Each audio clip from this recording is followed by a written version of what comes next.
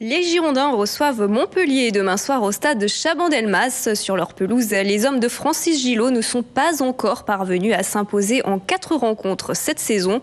Chez les supporters, la colère gronde. Un appel au boycott a même été lancé sur Internet cette semaine.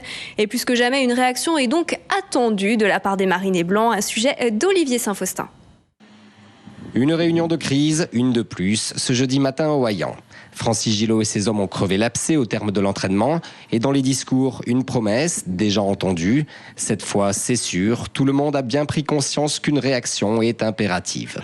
De belles intentions qui demandent confirmation sur le terrain, car il y a urgence. Et si les joueurs bordelais ne donnent pas toujours l'impression d'en être conscients, les supporters, eux, le savent depuis longtemps.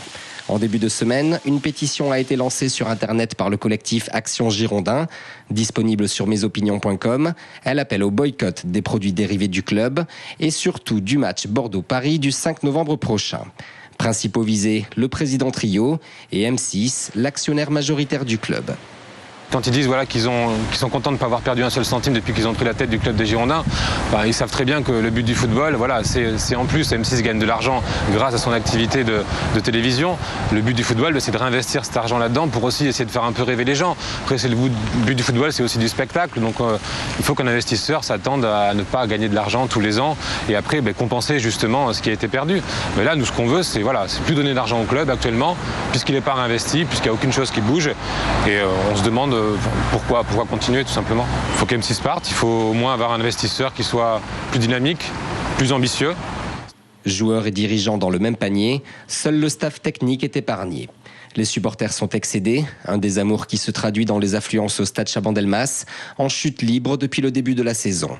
Samedi contre Montpellier, le club attend une nouvelle fois moins de 20 000 spectateurs.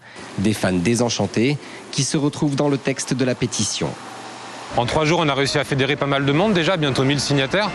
Donc on est assez content de ça, mais effectivement, en tant que supporter, oui, ça fait mal de voir cette équipe sans âme. Avec des résultats aussi médiocres, la passion populaire est en train de s'effriter, même pour des supporters qui étaient abonnés depuis 10 ans. Donc le club devrait en prendre connaissance et essayer d'agir, ou en tout cas montrer qu'ils nous ont entendus. On sait qu'on sera entendus, peut-être pas écoutés, mais au moins on fait passer le message. Une action forte qui reflète l'inquiétude des supporters. À la veille de recevoir Montpellier, les Girondins pointent en 14e position au classement de Ligue 1, avec un seul point d'avance sur le premier relégable. Le coup d'envoi du match, ce sera demain soir à 21h. À noter que Marc Planus devrait réintégrer l'équipe pour ce match. Et du basket à présent, pour les JSA Bordeaux, ce sera le premier match ce soir depuis le recrutement de l'ailier international Boris Dio, qui est aussi